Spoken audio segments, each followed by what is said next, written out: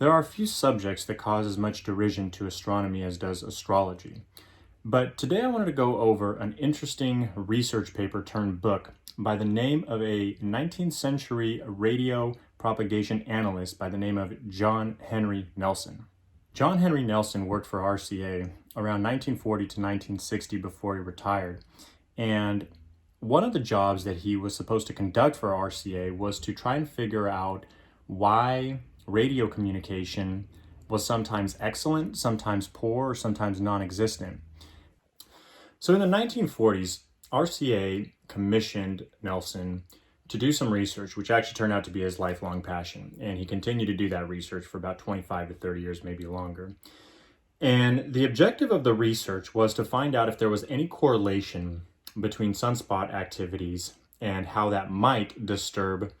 the magnetosphere or the ionosphere and so on and so forth here on Earth, and therefore any kind of radio communication here on Earth.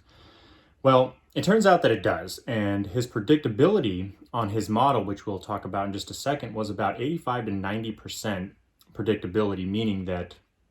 based on his model, he would have an accuracy of 90%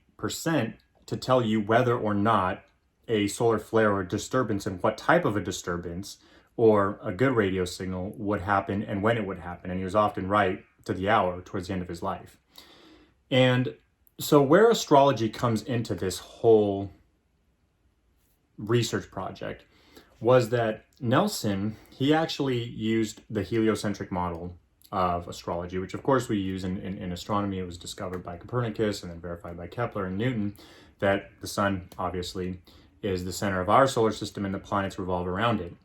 So what Nelson discovered is when certain planetary arrangements were at certain degrees away from each other, they would have either malevolent or benevolent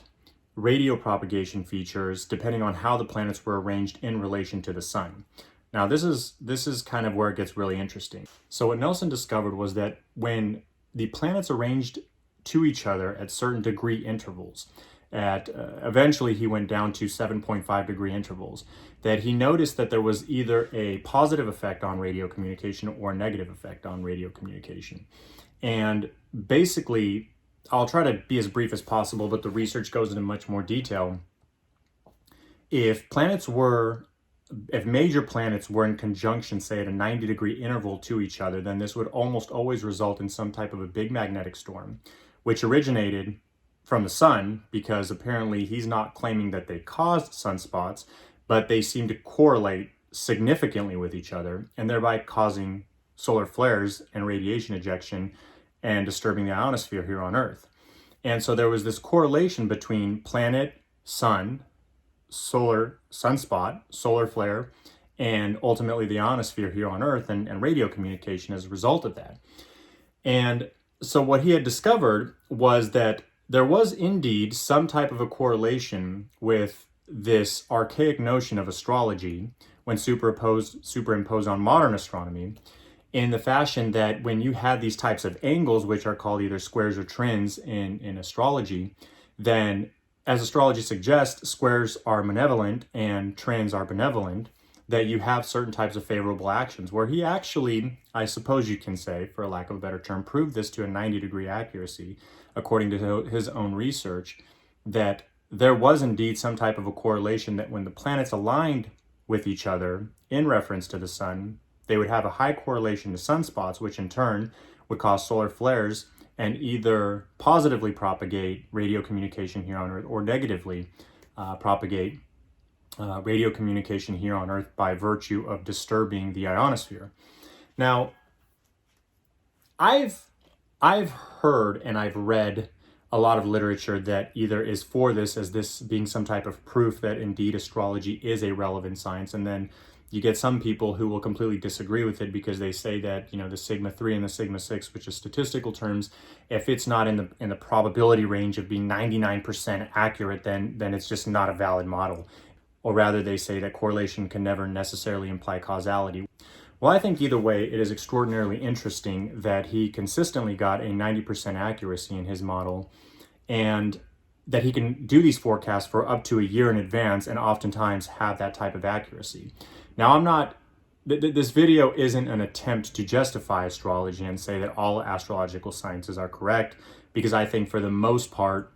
I think there is a lot of fabrication in it, and I think there's a lot of subjective agreement in it, and there's no real, not only science, but there's not relevance in the way most people teach astrology.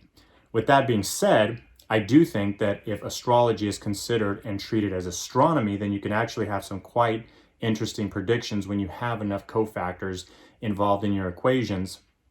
to be able to determine the outcome of certain effects. Either way, I want to leave you with this because this is an interesting thought. If Nelson's research did in fact show that there was a 90 or even an 85% correlation between the ionosphere and therefore radio communication here on Earth being disturbed by virtue of solar flares, which have their origin in sunspots, which apparently either have their origin or correlate highly with certain planetary arrangements, then I wonder what would be the extent of that in terms of biological life, because his research seems to suggest that such things would exist. In my years of research, I've never actually found too many people who have made the type of correlations that Nelson has. There's a lot of people who claim it, there's a lot of people who've done a tremendous amount of research, but when you try to duplicate it, a lot of times it seems to fall a little short from what you would expect or what they claim that its accuracy is. So anyways, if you guys want to check out the article which turned book that I was referring to, it is called Cosmic Patterns by John Henry Nelson. You might find it under the author J.H. Nelson. But nonetheless, it is a phenomenal read for those of you who are looking for any type of correlation between astrology and astronomy. I'm not saying it's definitive proof, but I think it's an amazing place to start and check out.